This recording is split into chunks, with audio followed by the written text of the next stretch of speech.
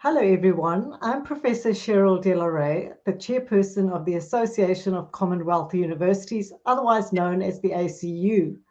I'm absolutely delighted to be with you on this International Women's Day, when we celebrate and acknowledge the significant achievements of women across the world.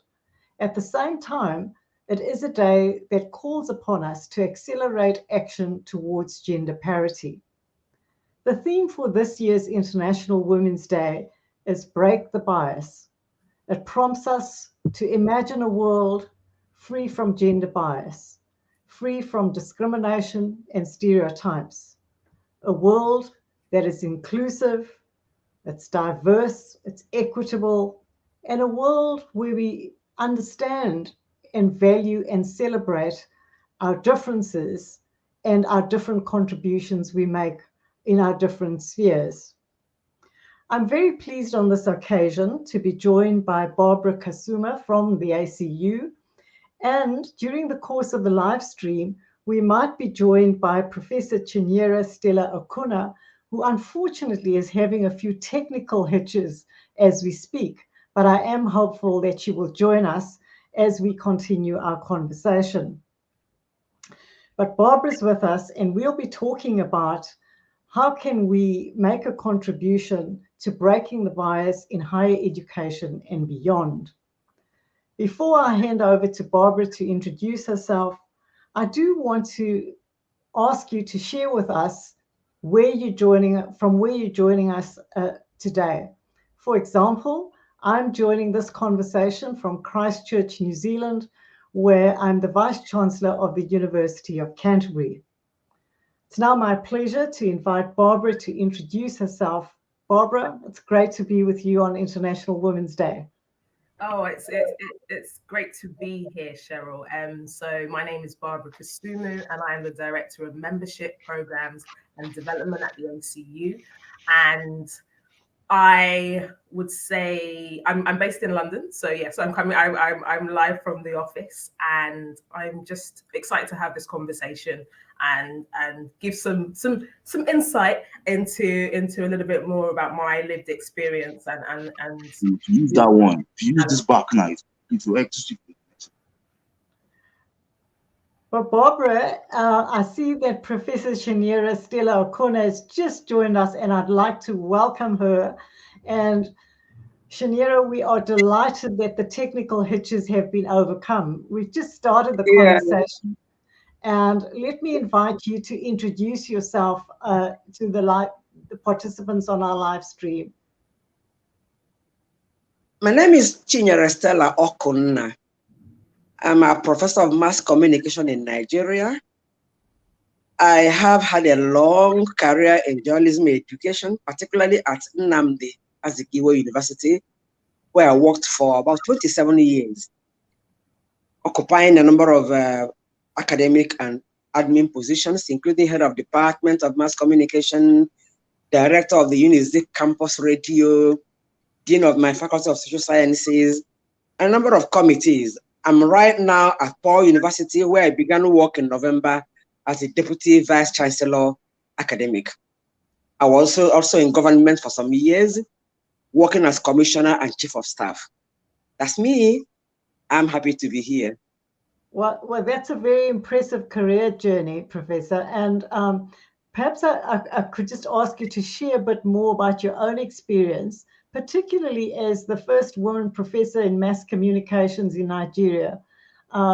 What biases did you face, and how did you overcome those biases? I would like to begin by saying that Nigeria is a very difficult place for women to rise to the top, because both the culture and the religion see women as subordinate. Really, they see women as not fit for that kind of high position. Mm-hmm. When I came into journalism education in the 80s, it was a totally male-dominated profession. Both the teaching of mass communication and the practice of journalism in the field. And the first thing I did was to remember the cultural background about men not thinking we were important. And I began to draw attention to the absence of women in teaching journalism. Because my argument was that if the professionals who were going to work in the field as journalists were all taught by men, they will graduate with a male-oriented perspective. And it was they who were going to shape information about women and men and frame society and events. So I began my very first, one of my earliest papers I published by Codestria, was titled Female Faculty in Journalism Education, Empowerment or Subjugation.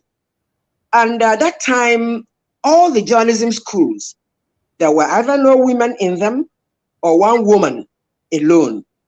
Gradually, we began to really work hard. And my mantra then, and even up till now, I'm much older, is that any woman who wants to rise anywhere in journalism education, anywhere, you need to work hard and work consistently hard. Because men begin by thinking you cannot do it. So when you go in there and you work hard, you'll surprise them. So one way I overcame that bias, I knew my male counterparts would think I wasn't good enough because they were having the same cultural background that thought women were not good enough. So I began by trying to be good enough, working hard, attending conferences, writing papers, publishing. And I tell you, gradually, I overcame that bias and they accepted me. I remember on a funny note, they used to tell me, Chinyere, Stella, we want to see who your husband is, who allows you to gallivant around the world. I was gallivanting. They were attending conferences. And honestly, we traveled the world through our associations, African Council for Communication and Education. We went all over Africa, Egypt, Burkina Faso, Ghana, and I was always the only woman, or one of the one or two, traveling with the men. So they thought, your husband must be a very good man, allowing you to travel and sleep in hotels and travel with men. Even at that level where they were all graduates and they were very senior professors, they still were biased against women because the cultural background condition. So what I did was to, like I said, I keep saying, I worked hard. I believed in myself. I had confidence. And above all, also, I made sure I was traveling, not just in Africa, globally. And I exploited all my connections. If I traveled, I had very young children. I would rather bring my mother or my mother-in-law to look after my children. So I had peace of mind while traveling. And my husband didn't really bother because his mother or his mother-in-law was there to take care of the children. So hard work, hard work, hard work. Confidence should be the watchword. But eventually I overcame. Thank you for sharing your experience and your advice so generously with us. I'm now going to turn to Barbara, who's got considerable experience on working with inclusive boards and, of course, within the ACU. Barbara, we've just heard a very powerful experience, career experience from Professor Chinyere Okona. Does any of that resonate with you? Has much changed? Is it different where you are in London today, or what's your experience? Really good question, and thank you for Professor for sharing your experience. I could relate to a lot of what you were saying. I very much would consider myself a bit of a social entrepreneur in the sense that if I see a challenge, I want to find a way to find a solution. And how do we problem solve? And so from a very young age, I have always found myself just being entrepreneurial. And I'll use two sort of key examples for that. So in sort of the earlier part of my career, I used to go into schools and colleges and run workshops and inspire the next generation to really think about their career and think about their future. And whenever I spoke to the young women and girls, it would always be, what do you want to be when you grow up? What are your hopes and dreams? And what really challenged me then was that it was always some kind of celebrity or entertainment related sort of path, because that is what they were exposed to and that is what they saw. And from there, I said, actually, I think we kind of need to change that. We need to, one, broaden the options and the visibility of role models, but also we need to really spotlight women that are in those male-dominated industries. And so as a result of that, I set up an initiative called Visible Women. And that was a campaign really to promote women in leadership, but also recognize the power of people's personal stories. And that very much was entirely led by volunteers who believed in what we were trying to achieve and simply wanted to see the progression of women. Because I challenge the view when people say, oh, maybe this group is just a bit too hard to reach, or maybe they're just not really sure where to find them. And actually, the question I always ask is, who's not in the room? Who's in the room but not staying in the room? Do they even know where the room is? Do we need to have a new room? Because it's that constant challenge of changing the status quo and breaking that bias. And I could relate to Professor Chinyere's experience of being maybe one of only few women, or in my case, one of only few Black women, one of only a few women of my socioeconomic background. And I would be in these spaces where I was like, actually, I think what I'm doing is really important, but I understood that I needed to be able, and I saw my difference as a superpower. And I saw my difference as the value add. That was what I was bringing to the table, because even though I might not have looked like them, I might not have sounded like them, I may not even have the same education as those in the room, that actually was my competitive advantage. And that was what I sought to sort of bring for the young people, the young women that I worked with under sort of that Visible Women campaign. And we ran mentoring schemes and programs of the like. I designed leadership programs. We created work experiences. Anything that said, okay, this is women don't want to be in this position, or they don't want to go for these opportunities. And at every point, it was like, no, let's change that. And through inclusive boards, that was an organization that was set up that I co-founded, that was set up in response to the lack of diversity on boards, especially within the charity sector, where we were asking the question, I'm based in London, some of the largest charities are based in London, and yet we still see what would have been the phrase at the time, a very white, pale, stale and male view of leadership. And it was about challenging that. So when we sort of then take that back to higher education, and I very much started within sort of widening participation and sort of the access and inclusion for students, the universities have a really important role to play, both as the employer and in terms of actually how do we ensure that we're not only seeing more women coming through, but actually progressing up. We see the university also as the bridge for those students that are coming in, and saying, actually, how are we preparing them for the world of work? How are we preparing them to be able to navigate those spaces once they leave university? And I think it's about how we support the universities as innovators. So again, kind of tapping into that creativity, tapping into that, the hub of those ideas, the hub of being able to actually use data, use research to really influence and challenge the status quo, but have it grounded in solid evidence, essentially. And I feel that universities have an opportunity to be that innovator, and I don't think they always are. Thank you, Barbara. I see that we've been joined by people from across the world.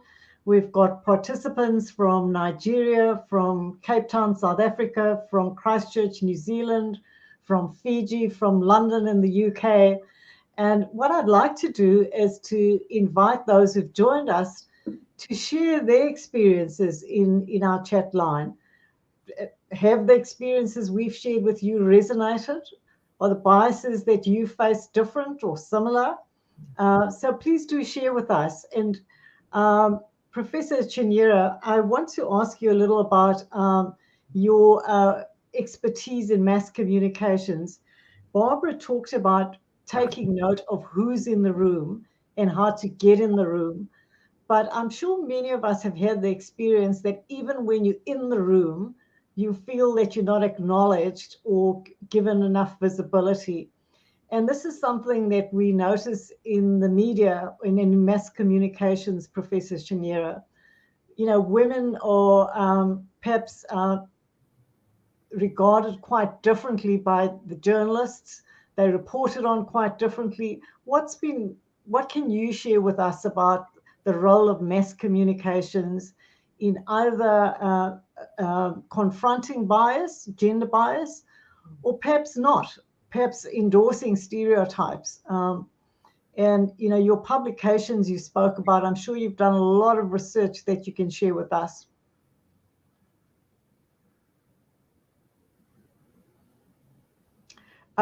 Professor Chiniera, could you unmute, please? Aha. Now, if I heard you well, are you asking about the role of the media in trying to break the bias? Yes, yes. Yeah. You know, I've always believed, and the more I stay in this profession, the more I believe that the media are powerful, particularly at the information level. So getting women to work in the media, and you know, the funny thing, in Nigerian journalism education, most of our students nowadays are women. There was a time there were more men, but nowadays we have more female students in mass communication than men. But many of them end up not working in the media. I don't know where they go to after graduation. But now more and more are coming. Just like when I began earlier, I had said the education of journalists was male dominated. Now things have changed, and we must leverage on that change. Before I left Nandasgo University, there were 7 professors in my department, and 5 were women, just 2 men. That's more than 70%. So things are changing. The media, women must leverage on the presence of female journalism students and encourage more of them to go into actual practice when they graduate. They're beginning to do that, particularly in the broadcast media. People are still saying that because television features you with your pretty face, there are more women in television. I don't believe that. I think more women are beginning to break the bias by getting into journalism at all levels, in the print media. But then in the print media, there is still bias. I remember one of the courses I have taught for years and years at the master's level and PhD level is what we call that is bias. That is kind of gender bias against women in journalism. Because if you look at the bylines, there are mostly men in the newspapers and magazines, and even the beats where women cover, they are mainly what we call the soft news, human interest news, fashion, homemaking, dressmaking, while the very important beats for a long time were left for the men, reporting the economy, reporting politics, reporting education, things like that. But things are changing, but we require more change.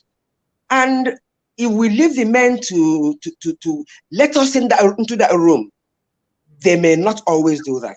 So women have to consistently fight harder to acquire the good education and get into journalism and work there as professionals so they can begin to shape the news, frame information, frame people and society and events so that a female perspective will be added there strongly.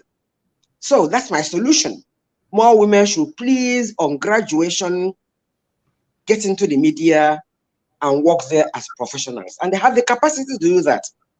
It's beginning to happen in Nigeria, but for me, this level is still very low. We need to up the ante to make sure things are happening well. It's very gratifying to hear you share with us the degree of change there has been with an increasing number of women students in journalism. So that gives us a sense of optimism for the future, that they will help us break the bias on a number of levels. And so, Barbara, speaking about breaking the bias in your experience in the ACU, what role do you think you can play in the ACU or in creating opportunities for women to take our rightful place in the world wherever we choose? Great question. And I think I guess whenever I consider sort of my role at the ACU, I look at it internally and I look at it externally. And I think that's important. So I look at it internally first, one, because actually in order for us to be able to achieve our mission, we need good people, and we need to be able to attract fantastic talent and to be able to have them throughout our pipeline. And I look at the organization and I see amazing women coming through from all types of backgrounds and experiences that are all buy in to the power of higher education to really change the world. And then I look to our membership and I say, we are a member-led organization. And so part of my role is, one, to actually listen to our membership and make sure that everything that we're doing is working towards us not only achieving our mission, but adding value to those communities. And so promoting women in leadership, promoting women moving in and going into sectors such as STEM is actually critical to our achieving our goals. So for me, it's looking at how we can be more innovative in our programming to make sure that we're continuing to see equitable partnerships and have a real focus on gender equality. But more than that is saying that let's look at that and make sure we're seeing that at every level. So not just those that are coming in at the start and kind of coming in through their undergrad or their masters, their PhDs, but actually saying once they're going into academia, if they are going into academia, how can we support that pipeline? And for those that are sort of going maybe more through sort of the professional route and non-academic route, how can we also continue to strengthen their leadership capacity? And for me, it's about really getting to know what our members need and being able to align that with new programs and initiatives, but also linking that to a broader policy agenda. And for us, it's that alignment with the Sustainable Development Goals and ensuring that actually for the world that we want to live in, we need women to be part of that. And we can just look at what has happened even over the last few years with the pandemic, and actually the impact we've seen when women are in leadership, and the changes that it makes, and the fact that Professor Chinyere spoke about some of the softer things, or this, traditionally finding women sort of progressing, but maybe in the more traditional sort of areas of journalism, whether it was fashion or beauty or lifestyle. And actually, I think one thing that we can borrow is that there is no one size fits all to leadership. And actually leadership, what we want to see and what we want to cultivate more is actually leading with empathy and seeing more of that. And I think that sometimes maybe traditionally may have been seen as quite a soft thing, as you're not really a leader unless you're firm and you're hard and you're And actually, you don't need to be any of those things. I think you need leadership that is empathetic. You need leadership that shows kindness. You need leadership that actually sees the best in people and assumes good intent. And I think naturally, as women, we extol those things. We have those within us. And part of my role is to make sure that I'm seeing that and cultivating that internally with my team and with the wider organization, but then looking to those that are coming through our scholarship schemes, those that are coming through our programs, those that we're interacting with through our events and training, and saying, actually, how can we amplify that? Because I'm very much of the belief that when we partner, we go further. And organizations, universities being part of the ACU means that we can go further faster, and we can break that bias faster than a higher education institution trying to do it alone, or that sole woman that is the only professor within her department. It's how do we collectively sort of, our role as an organization is to really convene the sector, and specifically to this topic is to bring women together and to create those communities that give that leverage. Because when you're one voice, it's easy to kind of like, well, go away, we don't need to talk to you. Okay, ignore you when you're in the room. But actually, when you bring your table and you bring your people, then you don't need to worry about the people. You don't need to worry about what everyone else is saying, because you are bringing that energy and you are bringing that community. So for us at ACU, it's about actually, how do we bring that community? How do we make sure more people are in the room? And how do we add strength to those voices where typically they may be one of only a few, or even the only voice within their universities. Thank you. Professor Chinyere, you received an ACU gender grant very recently, and I wonder if you could share more with us about what is the gender grant about, how does it enable opportunities, and how does it help you in your role as a senior leader in higher education?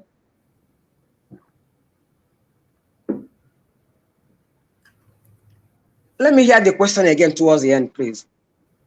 Yeah, I noticed about the gender grant. Yes, you're a recipient of the ACU gender grant, and Yeah. I wonder if you could share with us a little more about what the gender grant's about and what you plan to achieve with it. No, the grant was, I think it came in very handy. Mm-hmm. The major target was both higher education, but especially women's visibility in politics in Nigeria. Mm-hmm. It was really to enhance women's visibility in leadership, including higher education, and also in politics. I'm sure the world knows that if women haven't done well in being visible in higher education, we haven't really.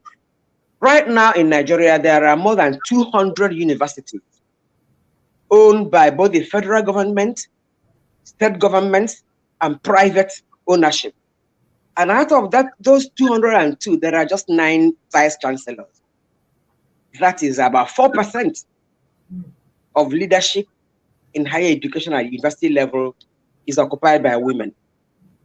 And like I keep saying, that is not, it's not an appointive position. It's an elective one, and women have to do more to become vice chancellors and lead universities, deputy vice chancellors. But the grant really was mainly for politics. Again, in the area of politics in Nigeria, it's a very hopeless situation for women.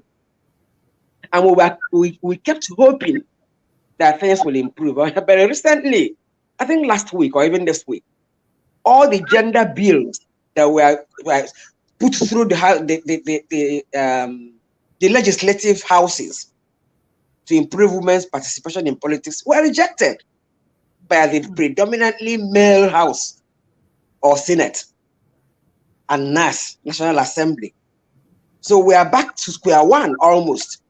We were simply asking for 35% of positions for women to be visible in politics. For instance, only 10. We were asking for maybe 10 members as ministers at the federal level or as commissioners at the state level. But the male-dominated assemblies rejected both of them. So my grant was mainly to encourage women to show more interest in becoming leaders, either in politics or in higher education.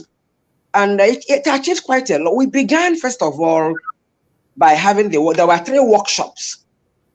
One for journalists, one for the university community, and one for the general public, everybody, all inclusive. And the one for journalists began, he set the tone. And the journalists really saw with me and with all of us that women were not measuring up. And that workshop was very widely publicized. The media they attended very well because I did that workshop in collaboration. It was named that is a Commonwealth University Association and National University in collaboration with Nigeria Union of Journalists. So the journalists were out there in full force. They bought the idea that women were marginalized, and that they sold that idea very widely to the Nigerian public. I think things will improve eventually. But like I say all the time, we need to work hard. When vice chancellors are being selected, there are capable women. And in my part of the world, in my part of Nigeria, the women here have the capacity to become leaders. We're urging them to make sure they go in there. So the gender grant was very useful. The workshop for the students, for our students, because we felt even the university community, there are staff who are either teaching staff or non-teaching staff, but my priority was the students, to catch them young, to encourage young women to enter politics, to enter leadership positions from even when they are young. And for me, fortunately for me at that time, the student union president was a woman. It hardly happens anywhere, because every time it is the man who is the president of the student union and the woman is the vice president all the time. But at that time, it was a young woman, vibrant, and she mobilized students there, and they attended in very full force. And again, I think we motivated them and inspired them. And a number of them are now running. Those who have graduated, they're getting into positions of leadership because women are there encouraging them. So it was a good grant, well utilized, and I think the results were all there for everybody to see. We are moving on. Nigerian women are not going to be intimidated whether the gender bills were passed or not. There are demonstrations everywhere now all over Nigeria criticizing the National Assembly for rejecting those bills. And there are even male voices supporting us because they know in Nigeria, women are totally invisible in leadership.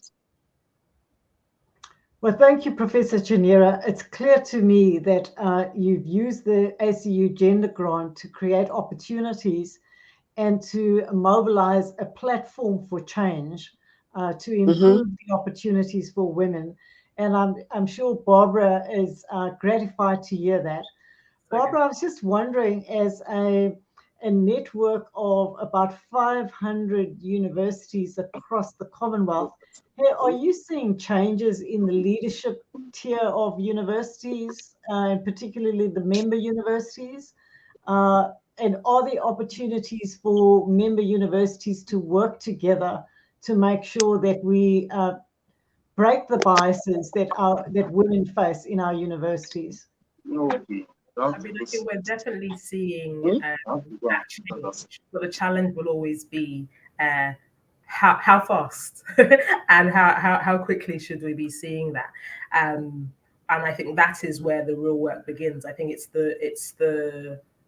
it's looking at how we look at the vice chancellors that we do see within our member universities, but also looking at those that are coming up behind and seeing how can we best support, almost making them in a way that you almost want something that says, how do we make them VC ready and how do we create opportunities to kind of have that track, because there is a natural route for progression. So for us, I think what's key is the question that I will always be looking at, or the question I want to solve, the problem I want to solve even, is how do we ensure that we continue to strengthen that pipeline? And what we tend to see is still a bit of a leaky pipeline from sort of your early career researchers through to more your executive leadership. And we want to be able to challenge and change that for better. But I think these things take time. So I think there is definitely a change. But I think there is an opportunity for us to go further, faster. But I think what is exciting and what is good is that we are led both from council, yourself, Cheryl, as a senior leader, but also our chief executive and secretary general, Joanna, again a woman in leadership. So I think we're doing all the right things, and I think it's about looking at how can we make our grants and sort of the support, how can we make that go further? How do we ensure that we're creating more opportunities to test and trial things? I think it's important that it's better to fail fast but learn quickly and do that. So I definitely, what is on the horizon is a lot more innovation in how we consider sort of the opportunities that we put out, how we look at our grants structure, and how can we support that pipeline. I'm really keen to ensure that we're strengthening that. That's going to be really important and a big priority for myself and my team to do. But I think that it is changing, and we are starting to see that tide turn. And Professor Chinyere, before she I think she dropped off, spoke about the fact that it's also about having everyone in the room and not just women. And actually, we do need to talk about allyship. We do need to recognize that it isn't a zero sum. We don't need to trade people in. It's not trading in a man for a woman, but actually it's saying, how do we make sure that it's an environment that is inclusive, that there is a sense of belonging for all, and that we have the support of everyone. And that means that we do need to have that allyship in the form of men in this instance, to break that bias.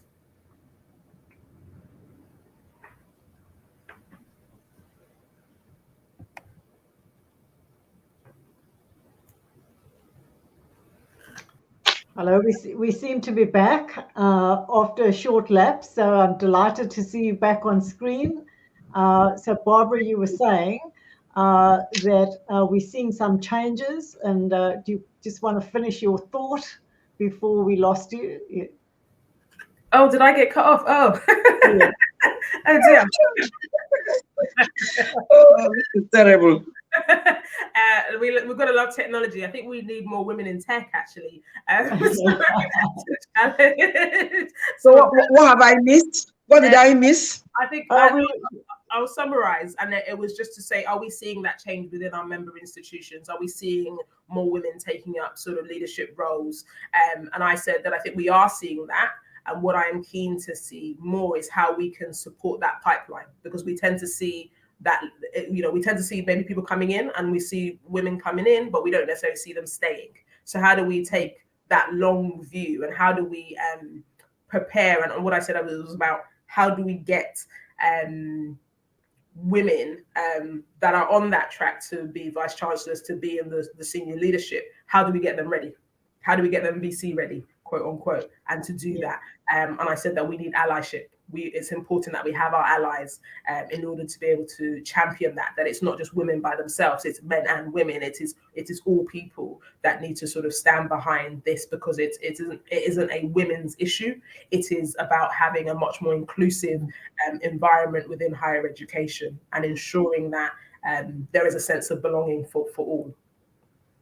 Thank you, Barbara. And I see that we're approaching the end of our time, but I'd like to give each of you, starting with Professor Chinyere, an opportunity to make some concluding remarks. But Professor Chinyere, I was struck by, you called us and reminded us how much hard work it has taken to get to the senior leadership position that you're currently in. And you encouraged us to continue working hard. But I wondered if, looking back at your career and thinking about the increasing numbers of young women entering the universities, what advice would you give to them about moving ahead and hopefully seeing in the future a higher proportion of universities in all our countries and in Nigeria being headed by women vice chancellors? What's your advice to them based on your incredible experience? I will advise, as always, hard work, because the vice chancellor becomes a vice chancellor by becoming visible. In a university, if you were to run for vice chancellorship, if nobody knows you, if nobody has noticed you over the years, you may not get the votes. So when a young woman enters the university, you need to work consistently hard to graduate with a good degree. When I left UNISEC, the new vice chancellor was already beginning to give automatic employment to students who graduated with first-class honors. So if a young woman wants to enter as a graduate assistant in a university, your starting point must be to work hard even from year one and make that first-class honors degree so that you enter the teaching force. And from when you become a graduate assistant, keep working hard, publishing, traveling, going to conferences, and becoming a member of associations. So that by the time you are senior lecturer, associate professor, and you begin to vie for vice chancellorship position, people that will have known you in the university. They will know who you are. They will know what you have achieved, what you have contributed. I think that's the starting point. Hard work, hard work, hard work. Visibility, visibility by doing the right things that will project you. And for older women, I think we should do more mentorship, more mentoring. We should be able to open ourselves to access to young women so they can ask questions, carry them along. When you're publishing as an older professor or older woman in leadership, take them along, co-author articles with them. Recently, we published a very big book at Nnamdi University, where I edited the book by 44 authors, encouraging young people, particularly young women, to author chapters with very senior professors. And many of them were writing, publishing for the first time. And you could see the excitement and the joy they had. Above all, I began a mentorship, very formal mentorship group called the Professor Chinyere Stella Okoduna Mentorship Group. My mentees are in about 10 Nigerian universities and about 2 or 3 universities outside Nigeria, in the UK especially. And our job is to make sure we talk from time to time they are both men and women, but then mainly young women, to show yourself as an example, to talk with them, to encourage them, to make sure they're doing the right things through the right ways, and they are publishing, and they are doing the things that should make them visible. By the time they are there for 10, 20 years and they begin to vie for vice chancellors, people will think you are qualified, will vote for you, and you'll get in there. That's my advice. Very practical and useful advice. Thank you, Professor Chinyere. Barbara, it reminded me of the analogy you used earlier about, getting into the room, looking at who's in the room and taking your rightful place in the room. But listening to Professor Chinyere, I'm reminded that once we're in the room, I think as women leaders, we should try everything we can to open that door wider, so other women can enter that room, and that we make sure that we play our role there. Some closing remarks from you, Barbara, from your experience and the changes and the opportunities that you see ahead, particularly that aspiring women can grasp and take hold of, and how can we encourage women to get into these higher echelons of leadership across higher education? I mean, I think I'm a big believer in principle, and I don't think the principles ever change. So for me, you always need 3 types of people in your sort of network or in your group, in your community. You need those that are on the same level as you, because you need to be able to, iron sharpens iron. You need to be able to just build a sense of solidarity and build a sense of community, because leadership can be a very lonely place, and it's important to have your peer group to support you on that journey and to share those notes. But equally, you need people that have gone ahead of you. And I say this, you don't have to wait to be a leader before you start identifying someone that's ahead of you and someone that is coming up behind you. There will always be someone coming up behind, and there will always be someone ahead. So there's always an opportunity to identify those people. And whilst you don't always need to run up to people and say, hey, could you be my mentor?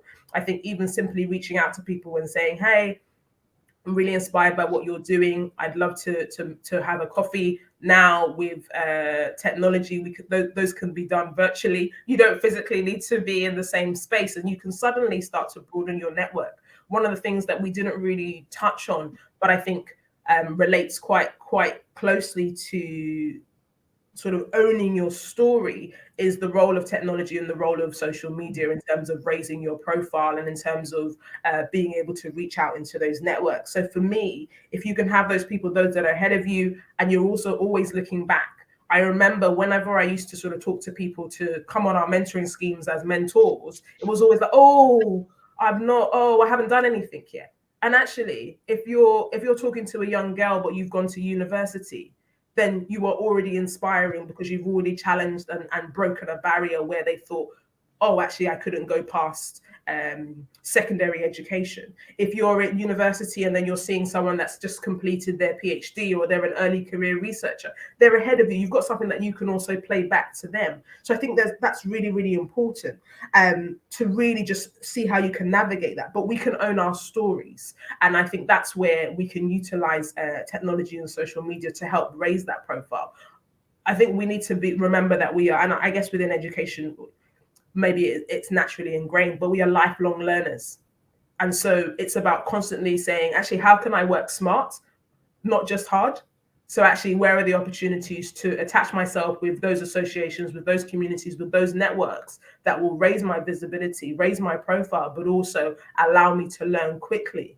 And that's really important. I think one of the things that I benefited from, and I benefited from up until now is even very early on in my career, I was a school governor. I sat on boards. I was already having those strategic conversations, which I wouldn't necessarily have been able to have had in my day job.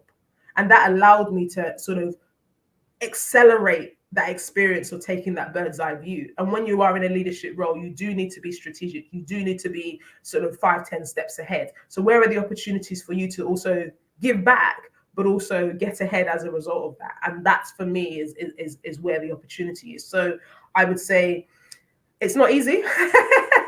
And that's why that network is so important, because you have to continue to be able to encourage yourself, but also have people that will encourage and support you. And don't be afraid to fail. I think I've won a lot, but I've also lost a lot as well. And I think you often, the mantra is fail fast and learn quickly, and sort of put your hands up when you haven't got it right, but also recognize that you need to learn. And don't forget, as much as I'm saying, finding people that behind you to support them, actually, there's a point to reverse mentor as well. There's a point where actually you can learn from the next people coming up as well, as much as they can learn from you. And I learn so much from my team, even within the ACU, every day. And I have amazing conversations, and I'm like, wow, okay, this is good. I'm clearly not cool anymore. So it's great to sort of, be tapped into whatever is the new thing. And that's really, really important. So that would be my advice to those that are thinking about. And also, even offline now, connect with me, add me on LinkedIn. Let's have a conversation. Let's see where we can go. Let's continue to grow our network and continue to look after ourselves as well. Thank you, Barbara. Well, sadly, we've come to the end of our conversation. It's been a pleasure for me to share this time with two incredible women who've really shown significant courage in overcoming barriers and in breaking the bias. I do want to remind all our participants that a recording of this conversation will be available to watch on demand on YouTube, LinkedIn, and Facebook. Please see the comments section for further information on how you can access this. And it remains for me to thank Barbara and Professor Chinyere for giving up of your time and for sharing your stories in such an enriching and inspiring way. Our sincere appreciation. And finally, let me call on all of us and all our participants to commit ourselves to breaking the bias on this International Women's Day, so that we can truly work towards a world free of gender bias, stereotyping, and discrimination. Once again, thank you very much for joining us. Greetings to everybody. Thank you. Thank you very much. Thank you.